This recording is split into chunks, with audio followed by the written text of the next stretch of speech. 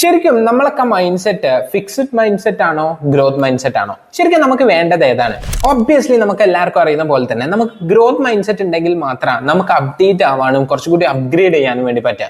So ഇതെങ്ങനെ വേണ്ടി പറ്റും? ആക്ച്വലി ഇതെങ്ങനെ വർക്ക് ചെയ്യുന്ന ഒരു നല്ലൊരു എക്സ്പെരിമെന്റ് ഉണ്ടായിരുന്നു. ആ എക്സ്പെരിമെന്റ് ബേസ് ചെയ്തിട്ടാണ് ഞാൻ ഈ ഒരു വീഡിയോയിലൂടെ പറയുന്നത്. സോ നിങ്ങൾക്ക് ഇതുപോലെ പേഴ്സണൽ ലൈഫിലും ഗ്രോത്ത് ഉണ്ടാക്കാൻ വേണ്ടിയിട്ടുള്ള ഒരുപാട് ഞാൻ വീഡിയോസ് ചെയ്തിട്ടുണ്ട്. നിങ്ങൾക്ക് അത് വേണമെന്നുണ്ടെങ്കിൽ നിങ്ങൾക്ക് എന്താക്കാം, ചാനൽ ചെക്ക് ചെയ്യാം. അതുപോലെ തന്നെ നിങ്ങൾ ഈ ഒരു ചാനൽ ഇതുവരെ സബ്സ്ക്രൈബ് ചെയ്തിട്ടില്ലാന്നുണ്ടെങ്കിൽ ഇപ്പം തന്നെ സബ്സ്ക്രൈബ് ചെയ്ത് ബെല്ലൈക്കൺ ക്ലിക്ക് ചെയ്യുക. ഇതുപോലത്തെ അടിപൊളി വീഡിയോസ് നിങ്ങൾക്ക് എന്താവും നോട്ടിഫിക്കേഷൻ ആയിട്ട് കിട്ടുന്നതായിരിക്കും. സോ നമുക്ക് നേരെ വീഡിയോയിലോട്ട് പോകാം. എന്താണ് എക്സ്പെരിമെന്റ് എന്ന് വെച്ച് കഴിഞ്ഞാൽ, ഒരു ഫിഫ്ത്തിൽ പഠിക്കുന്ന കുട്ടികളെ, ഒരു സയന്റിസ്റ്റ് ഫിഫ്ത്തിൽ പഠിക്കുന്ന കുട്ടികളെ, ഒരു ഗ്രൂപ്പ് ഓഫ് കുട്ടികളെ എടുത്തിട്ട് 2 പീസ് ആക്കിയിട്ട് അവർക്ക് എല്ലാവർക്കും എന്താക്കി ഒരു ഈസി പ്രോബ്ലം കൊടുത്തു. ആ ഈസി പ്രോബ്ലം അവരെന്താക്കാൻ തുടങ്ങി, ചെയ്യാൻ വേണ്ടി തുടങ്ങി. അവർ ചെയ്തു, കംപ്ലീറ്റ് ആയി, ഒരു പ്രോബ്ലം സോൾവ് ചെയ്തു. ഇനി 2 ടീമിനെ അവർ അപ്രീഷിയേറ്റ് ചെയ്യുക അല്ലെങ്കിൽ പ്രൈസിങ് കൊടുക്കുന്ന സമയത്ത് എ എന്ന് പറയുന്ന ടീമിനെ അവർ കൊടുക്കുന്നത് കംപ്ലീറ്റ്ലി എന്താണെന്ന് വെച്ച് കഴിഞ്ഞാൽ, അവർ നല്ല സ്മാർട്ടാണ്, നിങ്ങൾ പണ്ടേ നല്ല ചെയ്യും, നിങ്ങൾ ഉഷാറാണ്, നിങ്ങൾ ജനിച്ചപ്പോൾ തന്നെയുള്ള നല്ല റിസൾട്ടാണ് എന്നൊക്കെ പറഞ്ഞ് അവർ സ്മാർട്ട്നെസ്സിന് അവിടെ എന്താക്കി കൂടുതൽ ഫോക്കസ് ചെയ്തിട്ട് പ്രൈസിങ് ചെയ്തു. ഇനി അടുത്ത സെക്ഷൻ ബി എന്ന് പറയുന്ന സെക്ഷനെ, നിങ്ങൾ ഹാർഡ് വർക്കിംഗ് അടിപൊളി, നിങ്ങളെ എഫേർട്ടാണ് അടിപൊളി, ആ എഫേർട്ടിനെ പ്രൈസ് ചെയ്തു, മറ്റേത് സ്മാർട്ട്നെസ്സിനെ പ്രൈസ് ചെയ്തു.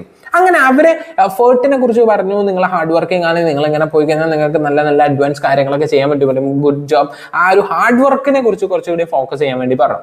അതിനുശേഷം ഇതേ സയന്റിസ്റ്റ് കുറച്ച് കഴിഞ്ഞതിന് ശേഷം വേറെ ഇതേ സെയിം രീതിയിൽ വേറൊരു പസിലും കൂടി കൊടുത്തു. ഈ 2 ടീമിനും വെച്ചിട്ട് 2 പസിൽ വെച്ചു.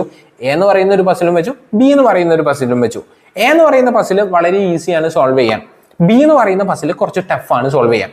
എന്നിട്ട് ഈ 2 ടീമിനും കൊടുത്ത സമയത്ത് ഫസ്റ്റ് നമ്മൾ പറഞ്ഞ സ്മാർട്ട്നെസ്സിനെ പ്രൈസ് ചെയ്ത ടീം എല്ലാവരും ചൂസ് ചെയ്തത് ആ ഈസി പസിലായിരുന്നു. അതായത് നിങ്ങളൊരു കാര്യം ആലോചിക്കണം, ഫിക്സഡ് മൈൻഡ് സെറ്റ് ഉള്ള ആൾക്കാർ എപ്പോഴും അവർ ഒരു സിംഗിൾ ലൈൻ, ഒരു കോൺസ്റ്റന്റ് ഒരു ലൈനിലൂടെ പോകാനായിരിക്കും മാക്സിമം ഫോക്കസ് ചെയ്യാൻ. അതുകൊണ്ട് തന്നെ അവരങ്ങനെ സംസാരിച്ചപ്പോൾ ആ സ്മാർട്ട്നെസ്സിനെ കുറച്ചുകൂടി അപ്രീഷിയേറ്റ് ചെയ്ത എല്ലാവരും ചെയ്തത് ആ ഒരു ഈസി പസിൽ എടുത്തു എന്നുള്ള 95% കുട്ടികളും എടുത്തത് ആ ഈസി പസിലാണ്.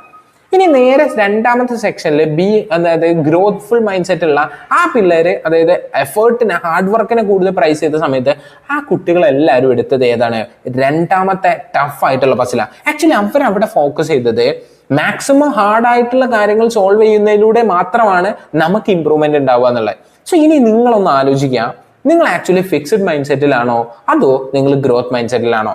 ഗ്രോത്ത് മൈൻഡ് സെറ്റാരും ഫിക്സ്ഡ് മൈൻഡ് സെറ്റാരും ഉള്ള മെയിൻ ഡിഫറൻസ്, ഗ്രോത്ത് മൈൻഡ് സെറ്റാര് കുറച്ചും കൂടി റിസ്ക് എടുക്കും, അവർ കംഫർട്ട് സോൺ ബ്രേക്ക് ചെയ്യാൻ വേണ്ടി ഫോക്കസ് ചെയ്യും. അവർ ആക്ച്വലി കോംപ്ലക്സ് ആയിട്ടുള്ള ടോപ്പിക്സ് എന്നാണ് ആക്ച്വലി അവർ ലേൺ ചെയ്തെടുക്കുന്നത്.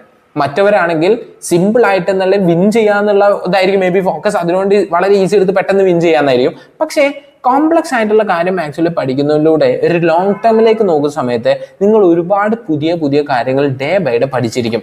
സോ ഇനി ഒന്ന് ആലോചിക്കുക, നിങ്ങൾക്ക് ഏത് മൈൻഡ് സെറ്റ് വേണം എന്നുള്ളത്. സോ നിങ്ങൾ ഏത് മൈൻഡ് സെറ്റിലാണെങ്കിൽ പോലും നമുക്കൊരു സക്സസ്ഫുൾ രീതിയിലേക്ക് മാറണം എന്നുണ്ടെങ്കിൽ നമ്മൾ എന്തായാലും ഒരു ഗ്രോത്ത് മൈൻഡ് സെറ്റിൽ വേണം ചിന്തിക്കാൻ. അത് ഇപ്പം എംപ്ലോയി ആയാലും ശരി, ഓൺടർപ്രണർ ആയാലും ശരി, സ്റ്റുഡൻ്റ് ആയാലും ശരി, ആരാണെങ്കിലും ശരി. നിങ്ങൾ ടീച്ചർ തരുന്ന ഒരു ചെറിയൊരു സിമ്പിൾ പ്രോബ്ലം ചെയ്തിട്ട് പോവുകയാണെങ്കിൽ എങ്ങനെ നിങ്ങൾക്ക് അഡ്വാൻസ് പ്രോബ്ലംസ് ചെയ്യാൻ വേണ്ടി പറ്റും? സോ ഞാൻ പഠിക്കുന്ന സമയത്ത് മാത്സിൽ ഇനീഷ്യൽ സ്റ്റേജിൽ കുറച്ച് വീക്കായിരുന്നു. ആ വീക്കായ സമയത്ത് ഈ കോംപ്ലക്സ് കോൺസെപ്റ്റുകളെ, ഈ മാത്സ് എന്ന് പറയുമ്പോൾ തന്നെ നമ്മളെ ചടപ്പ് എന്താ വെച്ചാൽ നമുക്ക് ഈ ഒരു കാര്യം മനസ്സിലാക്കി എടുക്കാനുള്ള പ്രശ്നമായിരുന്നു. സോ ആ ഒരു സാധനത്തിന് ഞാൻ ഫേസ് ചെയ്തത്, ഞാൻ കണ്ടിന്യൂസ് ആയിട്ട് ഈസി പ്രോബ്ലംസ് ചെയ്യുന്നതിൻ്റെ ഉപരി ഈ ടഫ് ആയിട്ടുള്ള പ്രോബ്ലം ചെയ്യുമ്പോൾ എൻ്റെ ഈഗോനെ ഹർട്ടായിട്ട് ഇത് എങ്ങനെങ്കിലും ചെയ്യണം, ഇത് ചെയ്തിട്ടേ ഞാൻ നിർത്തുള്ളൂ എന്ന് പറഞ്ഞാൽ ആ ഒരു ക്വസ്റ്റ്യൻ മേലെ ഞാൻ കൂടുതൽ ഫോക്കസ് ചെയ്ത് മാക്സിമം പല പാറ്റേണിൽ ചെയ്ത് നോക്കും. മേ ബി അവിടെ ഒരു മെന്ററിന്റെ സപ്പോർട്ട് കൂടി ഉണ്ടാവുമ്പോൾ നമുക്ക് കുറച്ചുകൂടി ബൂസ്റ്റ് കിട്ടും. സോ ഇങ്ങനെ ചെയ്യുമ്പോൾ, ഇങ്ങനെ ചെയ്തതിലൂടെയാണ് ആക്ച്വലി എനിക്ക് കുറച്ചുകൂടി വൈഡ് വെറൈറ്റി ഓഫ് ക്വസ്റ്റ്യൻസ് ചെയ്യാനും എക്സാമിന് വരുന്ന സമയത്ത് കുറച്ചുകൂടി ക്വസ്റ്റ്യൻസിനെ ഫ്രീ ആയിട്ട് നല്ല കോൺഫിഡൻസ് ആയിട്ട് ഫേസ് ചെയ്യാനും വേണ്ടി പറ്റുന്നത്. സോ നിങ്ങളൊരു എംപ്ലോയി ആണെങ്കിലും ശരി, ഓൺടർപ്രണർ ആണെങ്കിലും ശരി, സ്റ്റുഡൻ്റ് ആണെങ്കിലും ശരി, നിങ്ങളെ മുന്നിൽ വരുന്ന ചാലഞ്ചസ്, കോംപ്ലക്സ് ആയിട്ടുള്ള ചാലഞ്ചസ് നിങ്ങൾ സോൾവ് ചെയ്യാൻ റെഡി ആയാൽ ഒബ്വിയസ്ലി നിങ്ങളെ ഗ്രോത്ത് അവിടെ സ്റ്റാർട്ട് ചെയ്യാണ്. സോ നിങ്ങളെ മൈൻഡ് സെറ്റ് നിങ്ങൾ ഗ്രോത്ത് മൈൻഡ് സെറ്റിലേക്ക് മാറ്റാൻ വേണ്ടി ശ്രമിക്കാം. സോ ഒരു വീഡിയോ നിങ്ങൾക്ക് ഹെൽപ്ഫുൾ ആയെന്ന് വിചാരിക്കുന്നു. So by.